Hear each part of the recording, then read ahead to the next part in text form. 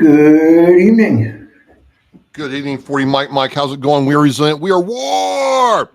Yes. Good evening, folks. How are we all tonight? Checking to see how things are looking over there.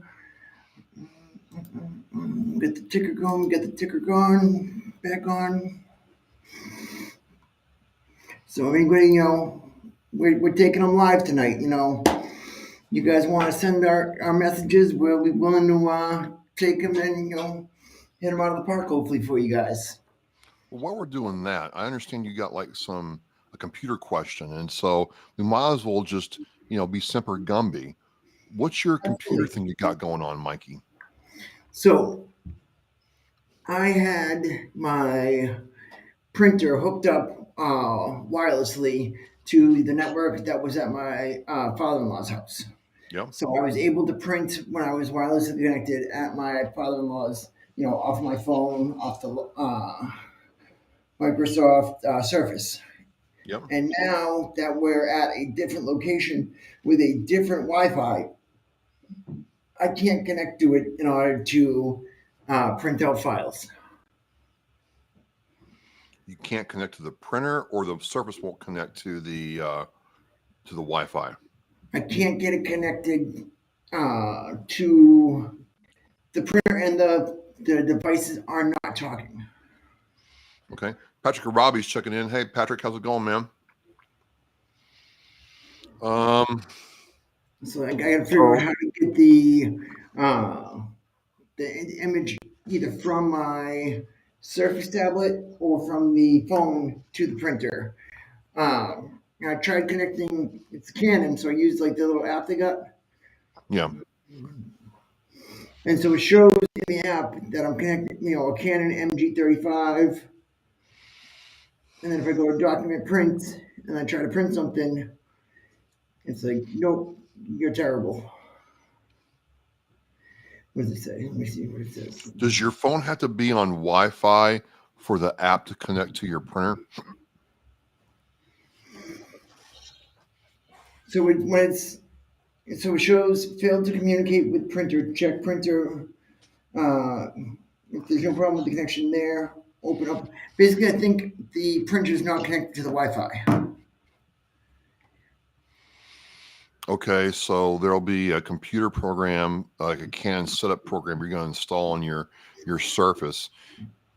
And then to use your phone, you're going to have your phone on your Wi-Fi to connect to the printer, because the printer's not going over your phone's like wireless service.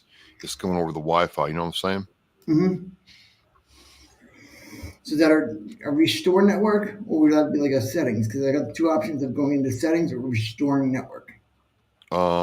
So let's get the printer on the Wi-Fi first. Is the printer connected to the Wi-Fi?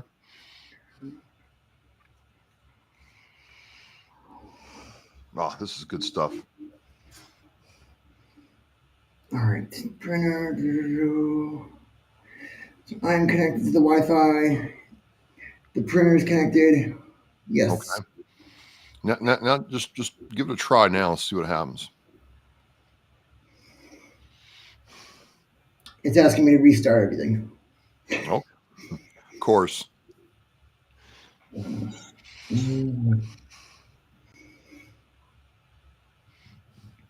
This is what we're doing, folks. I mean, it's kind of a Q&A night. We're live. We're nationwide. Patrick wants to see you more than me. He says, great. Hope to see you all soon, especially Mike. No problem, Patrick. I love you all the same. Just kidding. How was your Memorial Day weekend there, Travis? Well, like for you, man, there's some people that you miss and you feel it.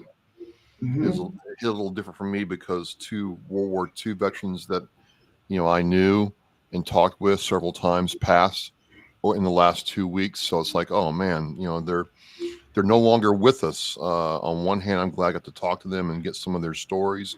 The fact of the matter is, they're gone, man. It's just kind of like, wow, it just happened like that, right? So that's hitting pretty hard, and I was encouraged. A lot of people, want to be respectful around Memorial Day. My town had a very nice Memorial Day service on by town of Abington.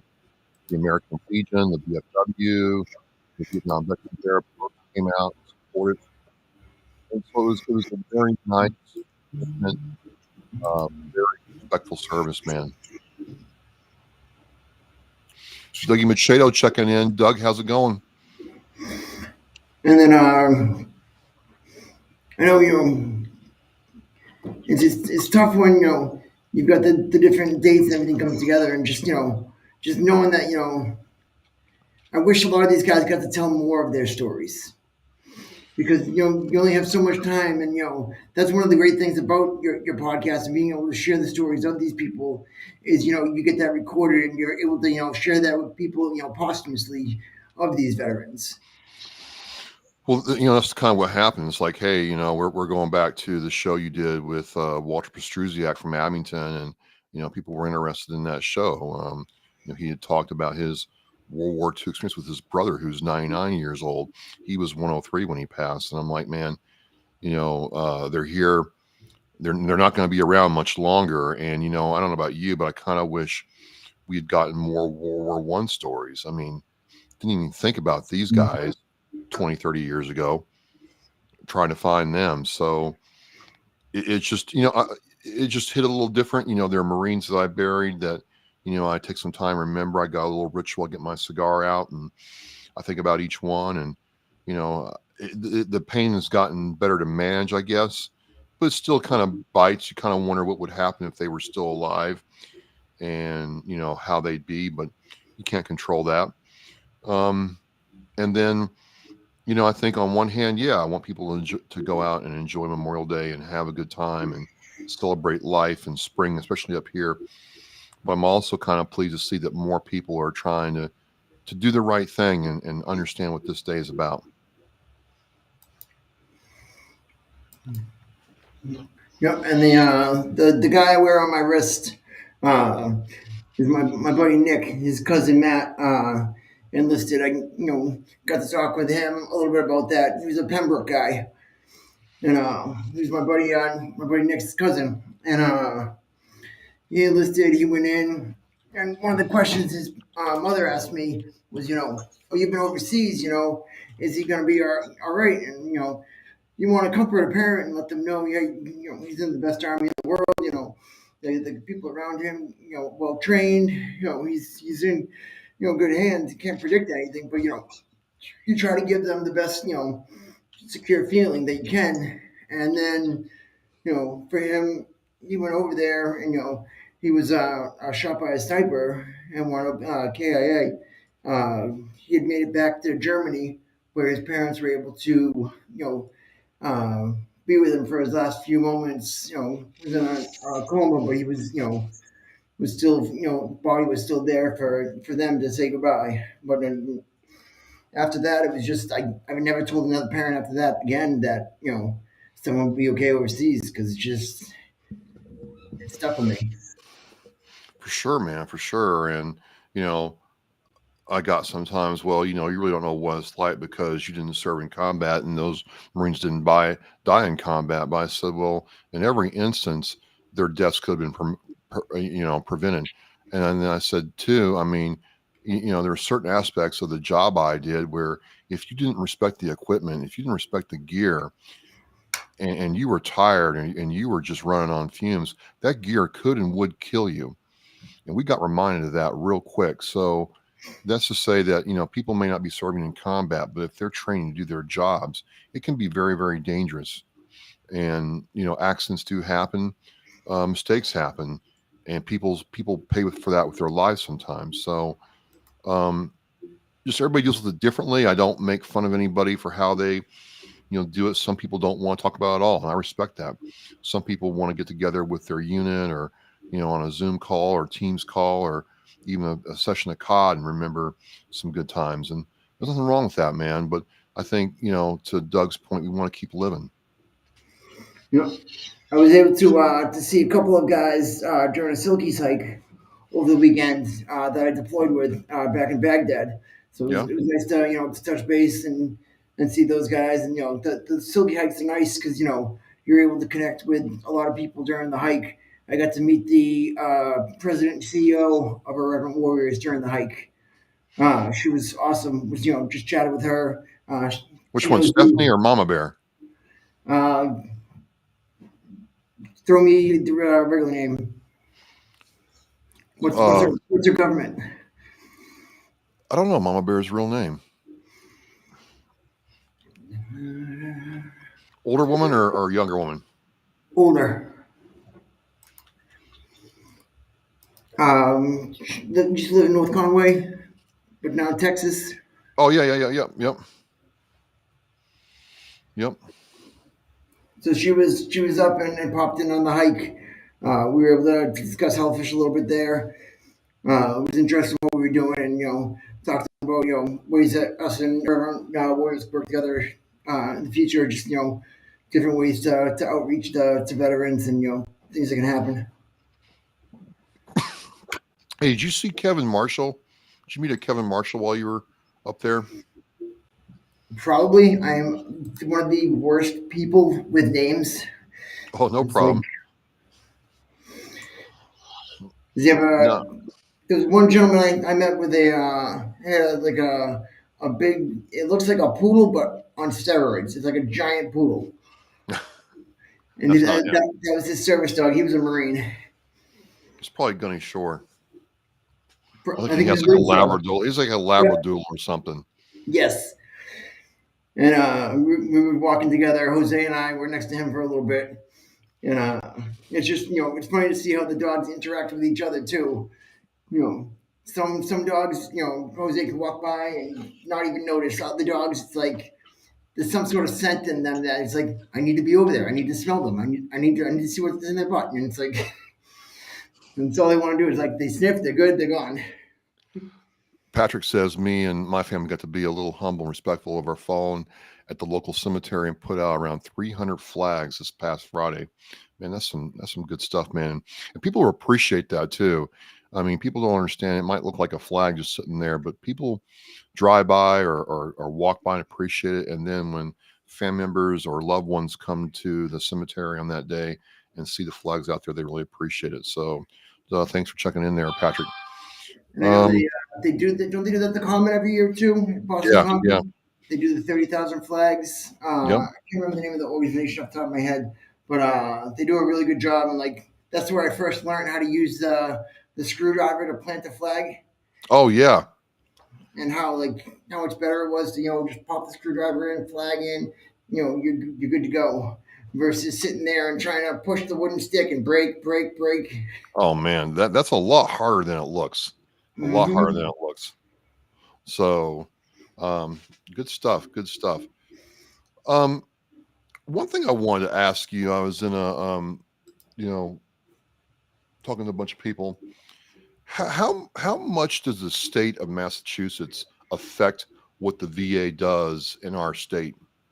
Is the VA controlled by the state? I thought the VA was strictly a federal entity with states kind of just leasing the land or whatever from them or to them. So it's 100% federal. That's why they have the VA police, federal police, and they also have even though like cannabis is decriminalized here and cannabis is legal recreationally here.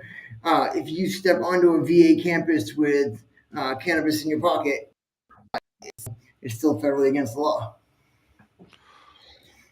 All right, so is it then because I'm talking to these guys and they're saying, "Hey, I went down to like Texas and I got injured and I went to the Texas VA hospital and they couldn't get my records from Mass because they said it was controlled by the state." And I'm like, I'm not sure. I guess maybe that might make sense if you have different systems, but I didn't think the state had a lot to do with my VA records. Nope. So everybody in the VA, I can't remember if it's Alta or Vista, but they're on. It used to be the Army, the military. DoD was on one, and VA was on the other, and they didn't talk to each other before. But now they're both on a system, and it's been updated so they can talk and they can your medical records should technically go easier over to the VA now. But it's always you want to make sure you get printouts and backups before you leave active duty or you get separated from the service of your medical records. Yeah, I'm listening to him. I'm like, well, I can understand maybe the nursing certifications may or the nursing license requirements may differ from state to state. Like if you're in Idaho, you can't practice in Massachusetts and vice versa. So I could see it being like that. And if you hire somebody in the VA system, they might have to meet a minimum level requirements, but the state's going to control that doctor's or nursing license. I get that, but I didn't think the state had any kind of, and I know like there's a mass VA office that oversees the entire state, but I didn't think the state had any direct control in what the VA does. Correct. When you go in, you look on the wall, it's a picture of the president. That's correct. So So, yeah, it was just weird. I looked at it as, okay, if I'm a nurse practitioner in Mass and I go to Florida, I can't work at the same VA and I have to follow the state guidelines for my nursing license. But I didn't, I'm like, well, I've never heard of that. It's always seemed federal to me because you're right. We don't see the governor's picture in any of the VAs. We mhm. don't. And the other thing too, if you're a veteran or military service member, and you're moving to a different state, and you do have some of these different skills for working, whether it's CDL, things like that, that may not transfer. If you work now with the different websites out there, like Military One Source, they have passed legislation that does make it easier for military spouses and military members to transfer accreditations for different things. Like, say, early childhood education.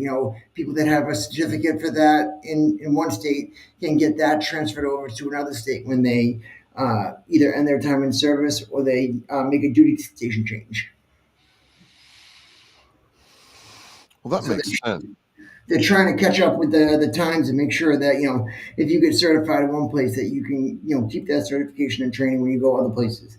One N- thing that hasn't caught up yet though is peer support, because peer support is still regulated by the state, and every state has different crazy regulations. Now, one thing I do know from personal experience, if you like when I got hurt, I had to go to you know Brockton to get looked at in the ER because Mhm. Brockton VA does not have an ER, and the Brockton at the time had an ER. And I know that when I authorized VA to do so, they had to request my records from Brockton Hospital. Those records didn't like cross pollinate, but it was my understanding that if I go to a VA out in Idaho, if I get so much as an owie or I need a prescription, which I don't, but if I did, it'd be a matter of just showing my card, they'd look up it on the system and issue me the script right there if it's all in order. Yep, that's there. I think things like maybe like doctor's notes and things like that may not be in there because even going from Bedford VA to Boston, they're two different VAs, within the state of Mass, but they weren't able to have the same notes and things. They could see generalities that I'm on medications that I've done this, but they couldn't see the specific doctor's notes to say why and how long and things like that. Okay. It was just very interesting, very, very cool. Just wanted to, check that out and see what's going on. Let's see. And I'm like, I've gone to the VA several times. I haven't had to go out of state yet. Hope I don't ever have to. But I just, I just want to get it right. So thanks for clarifying that for me. Um, Meds from Louisiana transferred up here. Cool, Patrick. So, Excellent. so yeah, no problem, man. No problem. So always good to see firsthand that it's actually working. To answer the question that you had there.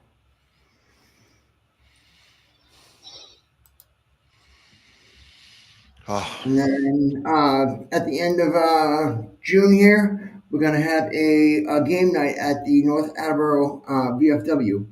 I was talking with Craig Chapman of volunteers, or not volunteers, of New Englanders helping our veterans. And he's going to be the new commander of the North Attleboro VFW post. So we're going to do a game night at the end of the month, at the end of June, to do a family game night there as an outreach for their community. They're really doing a lot in that VFW to do more outreach to really change stigmas on the building and show that they're there to do more for all generations of vets and their families. Not just it's not just there as a bar. Man, that's really cool, man. So is that going to be like on the 29th or 30th? I believe it's going to be on a weeknight.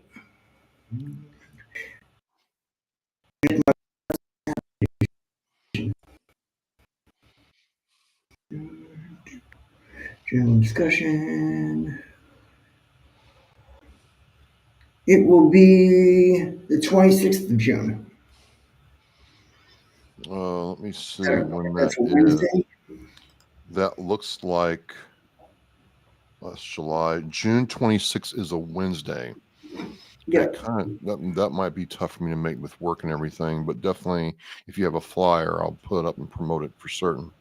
Yeah, we're gonna do 6 to 8 p.m. We're gonna Nice. rock and have a good little game night there. I'm trying to think of like different like outdoor stuff that's available like for stuff to do. Like I've seen some things online that like I'm not really a huge like connoisseur of all these outdoor games.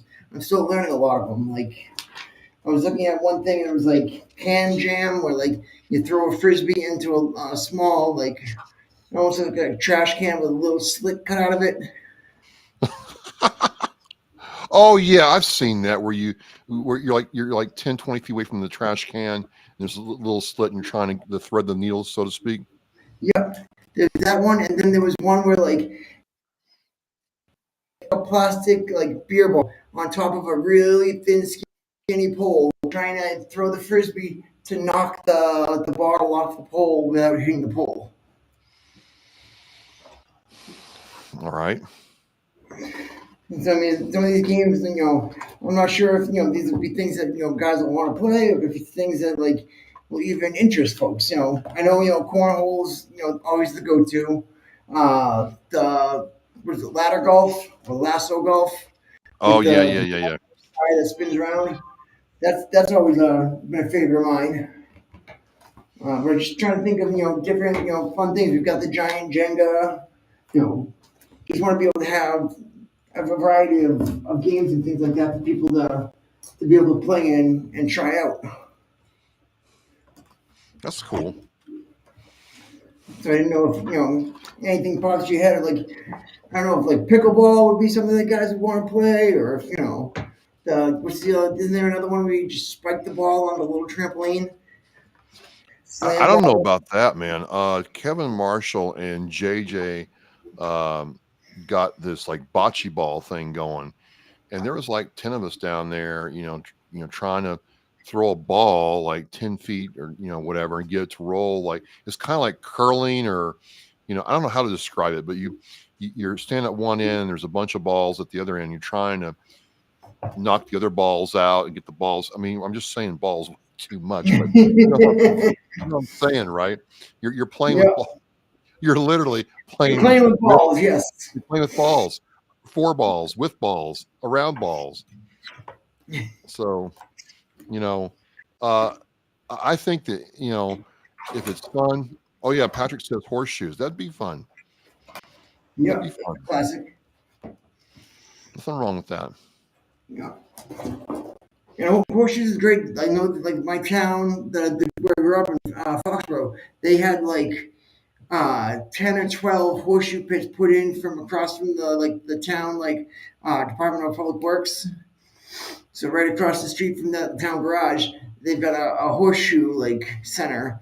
And like on like Thursdays or Friday nights, you used to see like 15, 20 cars would just be parked down there in a big open grassy lot, and just every one of the horseshoe pits would be guys would be playing. Doug says he's down for horseshoes. Well, to me, it was just a classic game, man. I mean, it's all the games are different, and you can get really hot and then go cold. Where the a horseshoe's just not going to go where you want it to go. And then there's sometimes, man, where it is doing everything you want. It really, it's really cool how a piece of metal and a stake in the ground can give you so much enjoyment. And then especially like if you can get it in, you can squeeze it in, you can knock the just underneath the sand sometimes. Oh, Yep, yep, yep. you think you got a ringer, and then the next guy knocks you over, and oh. Like, come on, man. I mean, I was there. I was there. So, And then I know there was like another game too where it was almost like cornhole, but it was like with washers. Like oh you yeah, had like a stack of washers, and you were trying to get into like a smaller hole with a smaller board. Like that's what I thought people were talking about when I first heard about cornhole. I thought people were talking about washer toss, and I was like, yeah, but not with bean bags, and like with washers. And then come nice, find out it's a whole. nice, nice, nice. But I do. I think getting more activities outside, will help with things. Maybe get like two of those, giant like inflatable balls where people can, get inside of them and run at each other. That'd be fun too. A little full contact. Capture the flag or something. But you're in the bouncy ball. It's just funny, man, how games we played as kids are now like cool again now that we're older, and it's just all in good fun. It does. It definitely, cycles around and comes back too. Because like one of the things I was showing guys during the hike was one of the little emulators that I got for $50. It's got like 6,000 games on it. It's got everything from Atari through PlayStation One, and you can download and update the games on it. Put different ones on there, or you can just leave it as is. Patrick says almost doesn't count except for hand grenades and horseshoes. That's right. Dougie says shuffleboard. That's actually a pretty freaking intense game. That can Is be that that the can be pretty. one where like you gotta slide all the ways down and like you have it like sit and the other guy can like slam you off the board? Right. You can't go too far yourself, but the other guy can come up and just knock you off the board and score the point you're trying to get. So it gets real cutthroat real quick. And Mike, is there ever a bad time for mini golf? Is there ever a bad time to do, mini golf at all? Never. I've never gone like, hey, let's go play mini golf and like I was thinking the same thing. Like, every time, whether the kids were little and just, all over the place, or when they, okay, dad, we'll go just to shut you up. It was never a bad time, and invariably I'm laughing so hard I can't putt for anything, but it's no big deal. It's all good. no.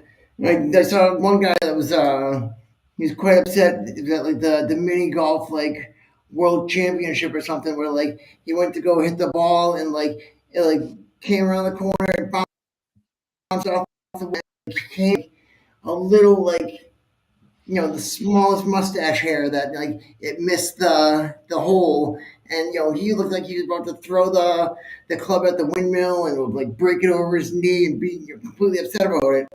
And it's like mini golf, like woosah. Never a bad time, man. Never a bad time. Patrick's like, 6 inches of snow is a bad time. Well, in some places, yeah, and other places you're just getting going. In Louisiana, 6 inches of snow is definitely a bad time. They And don't know. have you ever been over to Easton, the little golf course there? Like That's a good one. yeah, it used to be Dixie's Hut and Putt. So when it was Easton Family Golf Center, I used to be the range monkey. I was the guy that drove out and picked up the balls on the driving range in the little John Deere cart. And so they teach you how to do everything, and how to you pick them all up because you got to put them in the ball wash to get washed and throw into the giant vending thing. So when people put their money in it dumps them in the basket. But we would just go, and all of a sudden, every time I would start driving out there, all of a sudden I see my coworkers just start lining up, and it's like it's one thing if the customers are hitting balls at me, but when it's the coworkers that have done this hundreds of times and they know how to exactly zero in on you, it's like now you got pros going at you. and all it had was like a little, a simple rope netting on the front of it to stop balls from coming at you. Oh, it's crazy, man. Those balls are hard too, man. I don't know what anybody says, man. You get whacked by one, it's not a good time. Not a good time at all. That's what they were doing, Doug. They were aiming for me, and they told me like, anytime you're driving around and one of the baskets fell off, just leave it. Don't worry about getting out and throwing the basket back on. Just leave it out there, and you'll get at the end of the shift. Nice. And Nice. then it was great because like you could work there and take a break and go hit a couple balls at the mini golf course, have a slushy. It was a good summer job to have. Then the guy that does the mowing of everything, he had left the big lawnmower, the one where you sit in the middle and like it's got like 6 feet around in diameter on both sides of mowers. So it's just monstrous mower. He didn't park it or something because all of a sudden I'm sitting there pulling baskets out of the back of the John Deere that we pick up the balls with, and I see the mower coming down the hill, and I go to jump out of the way, and it cracks me in the ankle in between the mower and the John Deere, and I wound up shattering my ankle because of it. Dude, it's a full contact sport, man. You got to be careful. No, I just like it really was like slow mo. Where I'm like, oh no, that left foot of mine just became a million pounds like stuck in quicksand and just didn't want to move on me, and that was the end of one of the better summer jobs I ever had. Ouch, ouch, ouch. Let's see here. We are doing this. Okay. So, hey, um, Memorial Day's over. 4th of July is coming up. Anything you got going on around then? I don't have anything scheduled for that. It's really strange, right? The reason I'm asking you is it's like really weird. Like Memorial Day, I don't know about you, man, but there was something going on Friday, Saturday, Sunday, and Monday, like stuff all Mhm. day long, all those 4 days. And it's like 4th of July, we're truly celebrating. I mean, where you can with fireworks and stuff. So it's kind of like a different vibe almost. And then the next one for us is Veterans Day. So Memorial Day was just, I mean, insanely crazy. Do I feel like there could be more going on? Like in June, we got Flag Day, we got the Army's birthday. Right. Like I just feel like it's not really capitalized on. I feel like June kind of loses out on a lot of things. I don't know if it's because of like you got the graduations, you got weddings, things like that, but or just the folks that do like every year where you've got the migration of folks that off to Florida, come back from Florida, like Right. Right. Snowbird, I mean, it's really weird. In Yuma by this time, it's like a ghost town because all the snowboards headed back up north into Canada, and it was great, and we didn't miss it all. But of course, it's like hotter than the fires of hell. So there was that. So good stuff. Good stuff. Well, I gotta start getting ready for OMR here coming up at 8 p.m. Mikey, it's just who you got tonight as your guest, and what number are we on the countdown to 400? we are on number 398. You might appreciate this. I'm talking to a Jeremiah Williams with Warriors First out of North Carolina.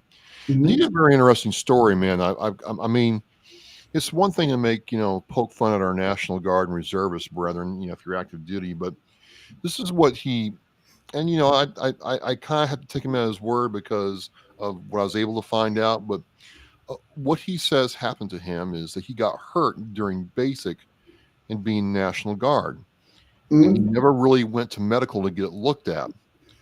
And then after he graduated boot camp, it became a debilitating injury. He had to separate from the National Guard.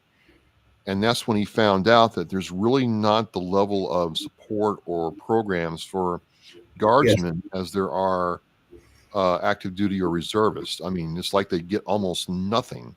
I can confirm, the way that everything is written in the federal laws, you are not a veteran in the National Guard until you complete a tour on active duty side of the house. Uh, you have to do that. If you just do your 1 week in a month, 2 weeks a year, you're not considered a vet. If you just do your state activations, whether that be border mission or the hurricanes, things like that that have come and gone, the COVID missions, all that stuff, that these guys go on active duty, they call state active duty, and you basically get $100 a day. All that counts towards retirement points, but it doesn't count towards making your federal status and making you a vet in the eyes of the law. And if you're on active duty for training, for basic training and your advanced individual training, your MOS school, uh, those aren't considered being on active duty in the eyes of uh, the law making you a veteran. So you're not a vet when you finish that training. You have to be called up for something else federally. Whether it be a deployment or a CONUS mission that's got that Title 10 where you fall underneath the president instead of the governor. And I thought the third condition was that you weren't considered a veteran unless you had done a full 20 in the National Guard. I don't know if that's what I understood, but maybe I misread that. So with the full 20, what sucks about that is you do become, but not the full 20. You don't get your retirement until you're of age. You have to wait till you're 65 to get your retirement from the guard. Oh, So that's right. That's right. That's right. Right. you've got Yeah, the gray period, what they call. It's you basically you get an ID card that's gray because you have the benefits coming to you later in life for healthcare and things like that retirees get, but you don't have them during that time frame from when you retire after doing 20 plus years to actually collect the benefits and things like that. yeah, but it's a real weird thing. Like you're if you're a National Guardsman, your time counts towards retirement points, which is great. But you still don't get your veteran status until you do your 20, and you don't get to do really any of that until you get retirement age. So it's and what happened to him is he thought, "Hey, I Hmm. got hurt in boot camp. I'm going to go to the National Guard and get taken care of." And they're like, "This you're not our problem anymore. You're out." Well, I didn't go to medical. Well, that's not our problem either. You should have gone to medical. So I just, I tell a lot of people who are looking to get in, like, look, man, you don't want to be like a sick call, repeat. But man, if you're hurting, you shouldn't suffer either. You should get seen and get it documented in triplicate. You have a copy, they have a copy, and the VA has a copy. And I don't know if him doing that would have changed it, but it definitely was a surprise for him when he went to like the VA, went to the state agencies to get assistance, and couldn't. So it really had an effect on his life.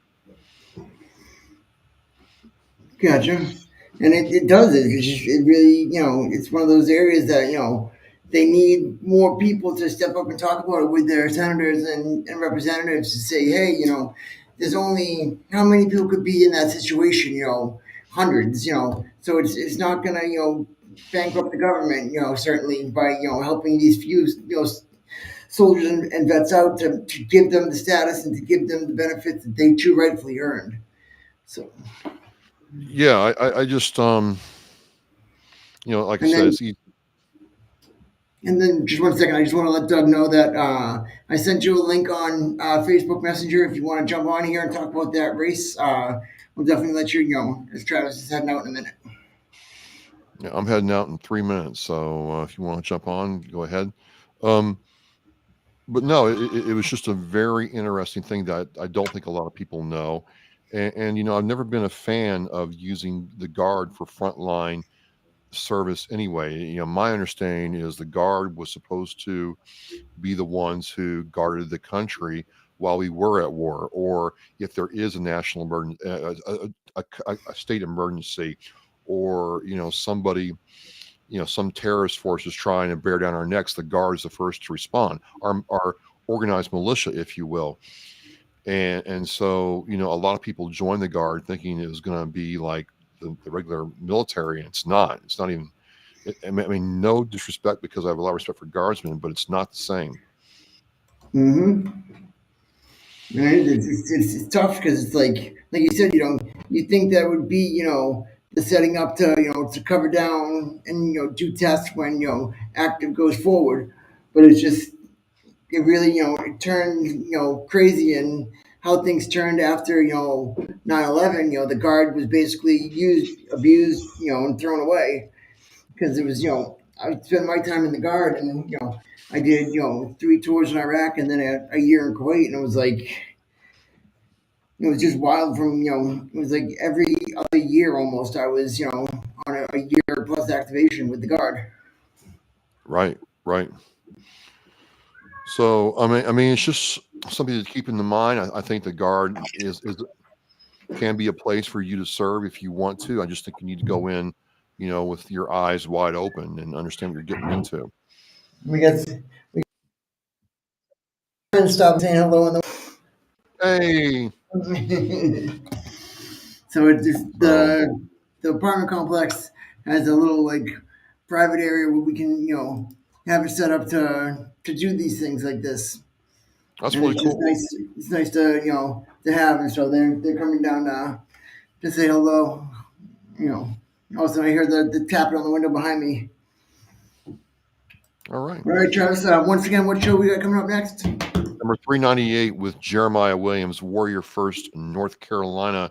Check it out on Oscar Mike Radio, wherever I'm played, Spotify, Apple Podcast, YouTube, and Facebook. So thank you. And And when is episode 400? episode 400 is, wow, 2 weeks from today. Episode 400 is June 13th. Can't believe it, Gotcha. man. Can't believe it. It's wild to think about. Absolutely. So I'm gonna hang out here for another minute with the folks and see if, anybody's gonna hop on and say anything. Travis, you have yourself a good evening, and I will catch you in the chat over there on Oscar Mike. Thanks, man. Oscar Mike, mission flight, and you take care, 40 Mike Mike. Hey, that rolled up pretty good. Oh, perfect timing. I'll let you say hi before you jump out. Take care. Howdy, Thanks, howdy. man. Oscar Mike, mission flight, and you take care, 40 Mike Mike. Hey, that rolled up pretty good. Oh, hold on. I'm just trying to get everything pulled off. Dude, it was like, tell you, it's crazy. It's crazy, crazy, crazy. So what's going on? I'm like hearing you and Travis talking, and I was even listening on the stuff regarding the whole um, National Guard and reservists. You know that it's a me. I can speak on that because I was National Guard and reservist, Mm-hmm. both. And it's nuts that you you're not treated as a you get treated as regular you get treated as a soldier. Doesn't matter which part of the army that you're in, if it's reserve, National Guard, or active duty, you're Mm-hmm. still treated the same way. um but Yes, it's all I the I same don't. training, it's all the same schooling. Yeah, everything, it's all the same schooling. The rank structure is the same. Nothing is changing other than just the component of being reservist or National Guard or active duty. So it's like it's kind of crazy how some of it is, and that's again, it's as even um, Travis said. It's like if you're hurting, it's not saying be a sick call ranger, sick call every day individual, but if you're hurting, get it looked at, get it documented, so that when you get out, you have that documentation that you can file for benefits. Because the thing is with it is you can file for benefits if you have it documented. You can get a disability rating if you have it documented. It's just a little bit different, but it's still part of it. And again, if you get 50%, you still get the same paid health care. But it's all has to be documented so that they can track it back. Um, again, he gets separated. That's a big difference. It's like he would have. Hopefully, he. I mean, I don't know if he had anything that he went to, sick call or anything. But again, it's stuff like that. It's like you want to make sure you get it documented. Yep. It would, as the NCOs would stress on you.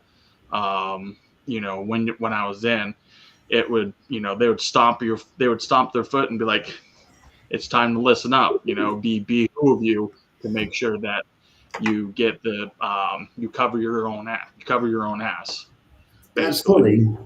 I mean, You as know, much as guys bust each other's chops too, like you said, the whole sick call ranger thing, or the profile ranger, and it's like, you know, yeah, we'll bust each other's chops, but at the end of the day, you don't want somebody, to have something happen to them, and then years later, be affected by it, and not be able to be compensated for the yeah, the part of your body that you gave up in service.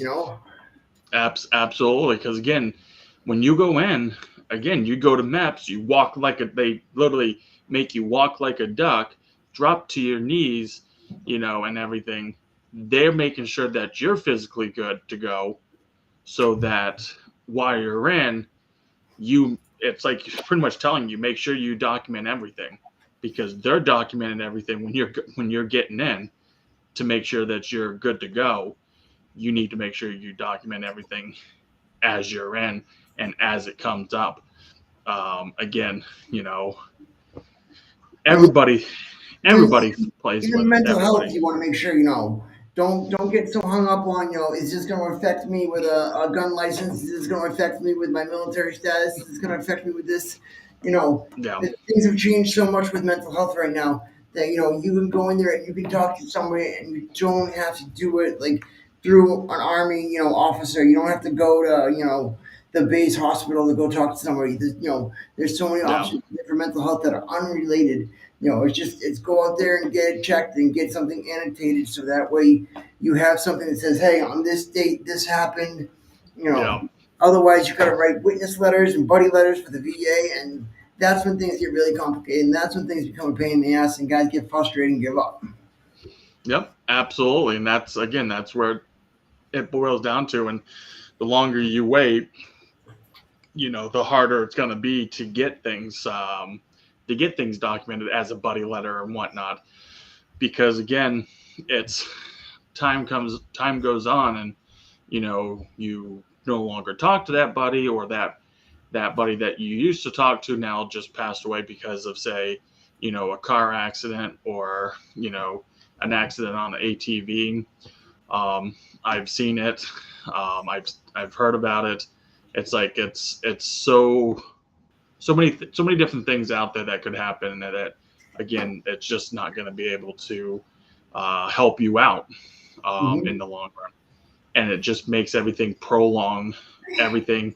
You have to then keep going and what is it, fighting it, and then keep requesting, a review, have it go all the way up to a higher level panel. Absolutely. Appeal the shit out of anytime you're denied, appeal it and seek guidance from, people that do this, whether it's a local service officer, a national service officer, somebody that's, through one of the organizations, the three letter Yeah. guys, the VFW, GAV, American Legion, And as uh, absolutely, and as you speak of that, it's like you definitely want to put in for, to do the initial claim, but um, before you go and appeal it, that's when you want to make that appointment with the VSO, with the VFW, American Legions, or the DAV, because again, once you appeal it to the higher levels, the VSO's hands are tied, and it could just be something that they're looking for in the paperwork, and you don't know that. Those VSO officers will know that because they're looking for it. Because I kid you not, I'm dealing with one thing right now because I appealed it because of the decision, but because I appealed it, his hands are tied, and so I can't do anything. He can't do anything, and it's now just in the higher ups to go. And I did it. I requested it to be in person with me being there. Yeah. But it's definitely seek guidance before you appeal it.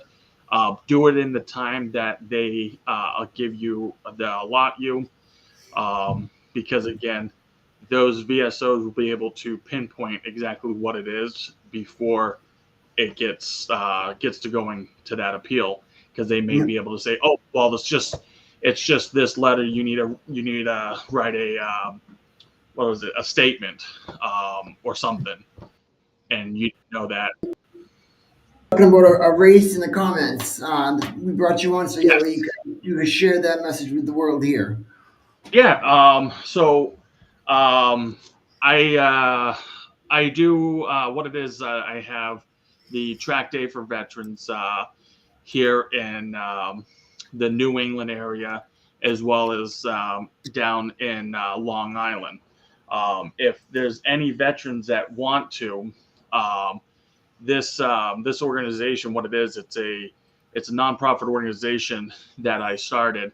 Well, I took it over. I started it back up and took it over from a race team that I was working with, and so now it's a nonprofit organization, and it's free to any veteran that wants to go to the races that we have available.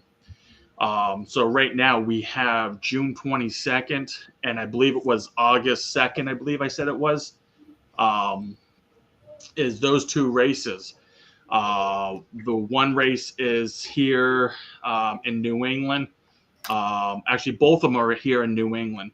Um, there isn't any more in Long Island. I've got all those filled, but we do have two in two that are here, and I can actually pull it up. June 22nd, it's at Riverside Speedway. And then August 2nd, where it's at the Claremont Speedway, which I believe I think both of those are New Hampshire. Don't quote me on it. Maybe one may be Hudson, New Hampshire, and then the other one is the other is in Claremont.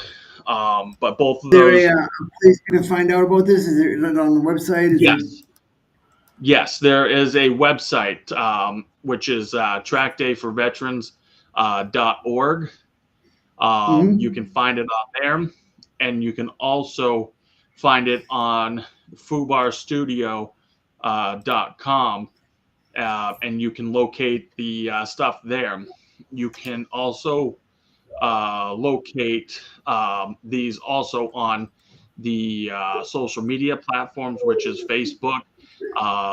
And both of those, again, they're under Fubar Studio, and the other one is Track Day for Veterans. You can locate those under. You can also locate it on LinkedIn, which is under Fubar Studio Veteran Reinforcement. You can locate it there as well. Um, So we got it run on the ticker for you down below, trackdayforveterans.org, fubarstudio.com. And you said the two races, is that any military member, any veteran? Like, any it's criteria any for that? vet. No, there's no criteria for it other than you have to be a veteran, um, or a Gold Star family member, immediate Mhm. family member.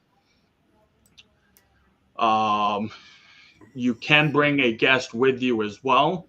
The age has to be, I believe it's that has to be above the age of 6, and it's pretty much it's 100% paid for you. All your pass into the races, your pass into the pits, You also will be having food that is with the race team, as well as beverages, soda, water, stuff like that. Let alone that, you also get swag both from Track Day for Veterans T-shirt that is also on the those links as well. The shirt's on there, but you will get one. You will get the shirt for free. You will also get a FUBAR Studio shirt, and you will also get a race team shirt. And if it's a Milton Cat Milton Cat modified race, you will also receive a Milton Cat um, T-shirt as well with a hat. Um, and then also the veterans will also receive. I don't know if you can see it or not. You will receive a challenge coin, which was paid, which these were bought from the Veteran Development Corporation that is here in Massachusetts. Let's see if I can I make you bigger. I'll switch. No. Try this I one. don't know. No. All right, I tried. Yeah. So that's Yep. the challenge coin. It says FUBAR Studio, and then also on the back it says Track Day for Veterans. Um, and Awesome. again, like I said, those were purchased through the Veteran Development Corporation. We've partnered up with Mark, and he actually said we'll buy those for the veterans, and you can just pass them out to them. Because again, those challenge coins are very expensive to get them made and get them out. Mm-hmm. So they wanted to do that in part for that. That's a huge help. Absolutely everything is everything that we raise goes and pays for the veterans to get into the races, as well as that we are now in process with we have Visa gift card. Not it's like fuel gift cards for Mm-hmm. mobile, and we also have gift cards for the for veterans as well that need it. Um, Shopping for Market Basket gift cards.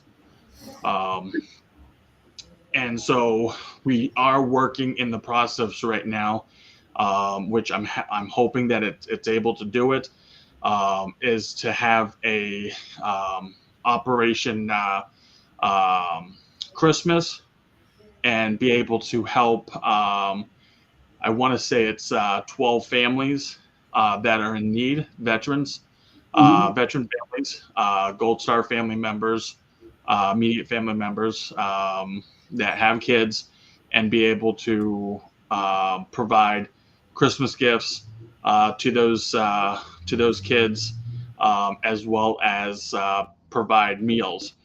We're just waiting to find out if the funding for it that we're put in for that we can get it and be able to do that, because again it's all about the veterans, as well as the families, because they served as well as the veterans, so we want to be able to help these veterans out as well as be able to provide whatever we can and assistance, um, with little to no um, requirements. Like a lot of places say, well, we need to have need to know what you make or how much you made this year, or what's your income. Um, we don't want to ask those questions. Um, we shouldn't have to ask those questions to veterans and their family. Um, they came up, they signed on the dotted line, they served this country, and we should not be asking those questions. If they're in need of a little assistance, we should just give it to them with Absolutely. And hopefully with no we'll work better on getting assistance to people before they're drowning, before they fall on their face, getting it to them as the crisis begins, not as it's ending. So correct. So, and that's what our mission is to do that. So I appreciate you definitely send me the message saying hop on, Absolutely. because it's been something I wanted to talk about and put out, because again, we do, as you know, we do our own podcast and everything, and it's very important to put that out there to everybody. Is, this is not for us. It's about helping the veterans in the time that we're in the Yeah, time that they're in at this point. and definitely, if you want to jump on again, at the beginning of the show next time, be able to put it out, the folks that, sometimes tune in for the first 15 minutes and bounce. But, we'll get the Yeah, word out next week as well. absolutely. I appreciate it. And depending on what my schedule is, I'll definitely try to jump on whatnot. Because again, it's that hectic part of the season. It's the summer, and this is when we start doing all the races and all that stuff. So it's All good right, times. I'll push it out on the social networks as well. Thanks for coming on this evening, guys. Make sure you check out Oscar Mike Radio, YouTube, Spotify, Facebook Live. It's all on at 8 o'clock now. Thanks.